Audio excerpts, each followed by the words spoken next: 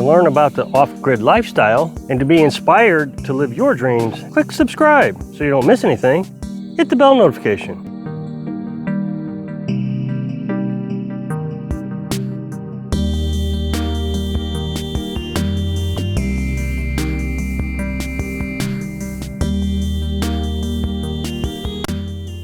Last night we had a pretty serious storm push through, 60-mile-an-hour winds from what the report said. We got flooding in the area today as a result of all the rain, and we're saturated. We survived pretty good. You know, we're tucked down here kind of in this little valley, so we got trees on both sides of us here. I didn't even feel the wind. Now you can really see those trees rocking up there in the sky, but we did really well. Now the lights went out across the street. I think the town lost power. Of course, I wouldn't know because you know what this guy does. We're off grid, so it just doesn't affect us. I laid the solar panels down and I covered them up yesterday so they wouldn't blow around and so the hail wouldn't shatter them if there was any hail. We didn't have any hail, but they were expecting some. So I didn't get much of a charge yesterday as a result, which was no big deal. I mean, we ran off batteries all day long.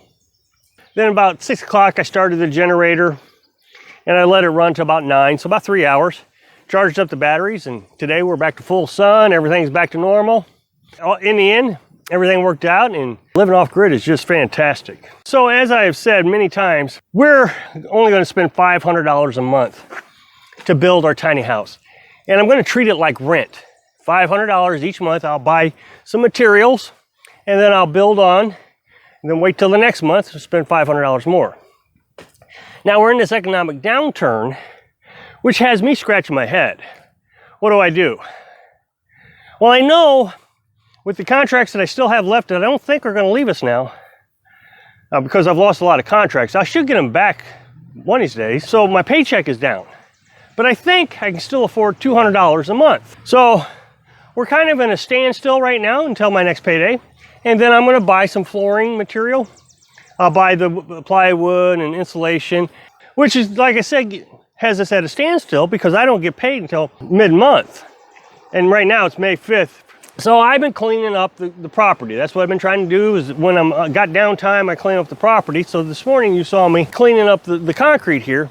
This thing is just covered in mud and roots. And it's pretty slow going just sitting here with the shovel trying to get all that up because you know, when you use a shovel, you put your foot into it and you stomp down and the dirt comes right out.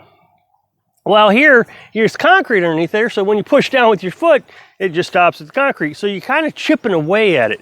And it's really packed dirt, just doing the odds and ends. And I know it disappoints a lot of people that I'm not building the tiny house faster.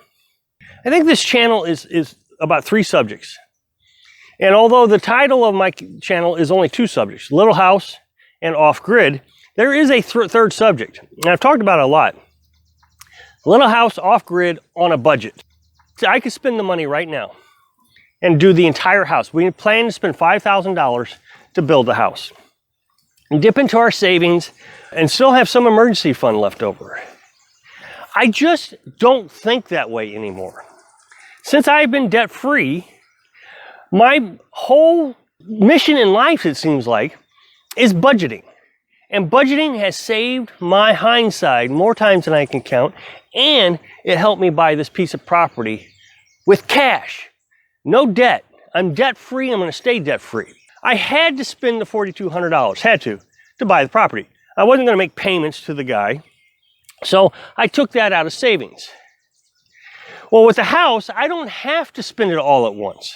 I can slowly budget my progress. Now, as I've said, I've lost several contracts and I'm down about, I would say 60% in revenue, 50 to 60%, which means that I need to slow down my pace of spending. Now, as far as regular lifestyle money, you know, buying food and, you know, whatever little things that we buy, gas, we're way down on spending also.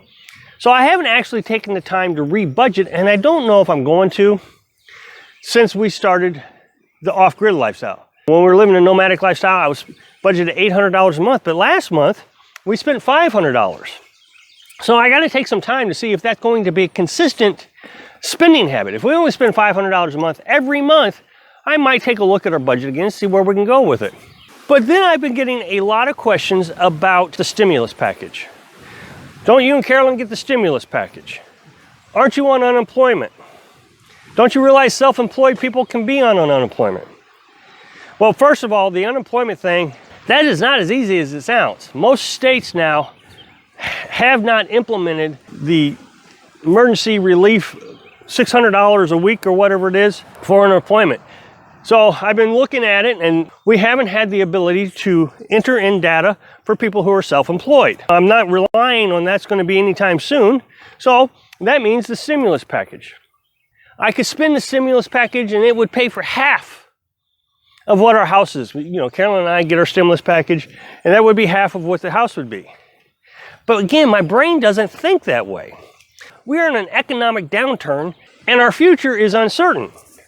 Yes, we could recover quite quickly. Once the lockdown is over, we could recover and be right back to work and everything's fine. On the other hand, we come out of this lockdown and all the businesses closed, small businesses, because they couldn't afford to pay the rent, so they had to go into bankruptcy. And now the people who were employed by that small business can't hire their employees back, so unemployment is still going to be high, and we eventually snowball into a depression.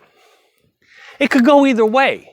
So it would be irresponsible for me to say, hey, I'm gonna go build a house right now in the middle of a depression. People are commenting saying, you got free money, spend it. Well, it's not free to me because I already lost money.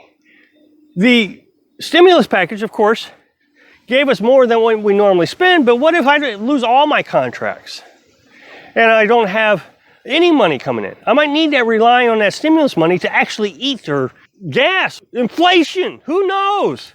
I know we went shopping the other day and meat prices are about double what they were about a month ago. Now, the house, somebody said, well, if we do go into a depression, don't you want to have a house to live in? I don't need to live in a house. I got this nice little camper that we've been living in for 2 years. I'm totally fine living in it another 2 years, 5 years, 10 years. So what I'm trying to say is my needs far exceeds my wants. The house is a want. It's not something that I have to have. I can live without it. But I do have needs. I do have things I gotta buy, food. You know, I don't want to spend half my life out there in the woods hunting for food, eating worms. I want to be financially smart about things. And this has gotten me through life really well. Like I've said in the previous videos, I was in debt about $50,000. And when I met Carolyn, she said, you know, we don't have to spend money. We don't have to go out to eat. We don't have to do all these things. I'm fine just, you know, being out here. At the time, we had 8 acres that we rented for about $350 a month. We had a lot of entertaining times right there on the property, you know, campfires and walking around the property. And within 2 years, I was debt-free. I just focused all my money into the debt. And then after I became debt-free, I focused all the money into savings and an emergency account. I think it's my responsibility to inspire you to go and live your dream. And so I've been showing you how at an older age, I can come out here and I can still work for a few hours a day. And I got a lot of comments saying, you know, I've inspired you. Had a lady tell me that she's had a limb fall or tree fall in her driveway. It was going to cost her $800 to $1,000 to have someone come in and cut up the tree. But she's been doing what I said. And she goes out there for a little while with an electric chainsaw and she cuts up pieces of wood. She's racing me. She says she wants to have that tree cut up before I have the walls up. I fully expect that she will beat me, and that's great. 70-year-old man just the other day said that he's been stuck in an apartment and he's really going bored out of his mind, and I'm inspiring him to maybe rethink things, even at his age. Isn't that great? But on top of that, we also have to think about financial responsibility and how we can actually accomplish it without having to quit because we ran out of money. The most important thing you can do in life is say, okay, this is what I got to live on every month. In my case, $800. And then I'm going to budget in the build. In my case, $500. But I've restructured that a little bit depending on the uncertainty of the times. And I'm going to say, okay, $200 until I know for sure that things are going to recover. Then I can go back to $500. Or a third option is 1 month I may spend $500 based on the information I have available to me, and the next month maybe $200.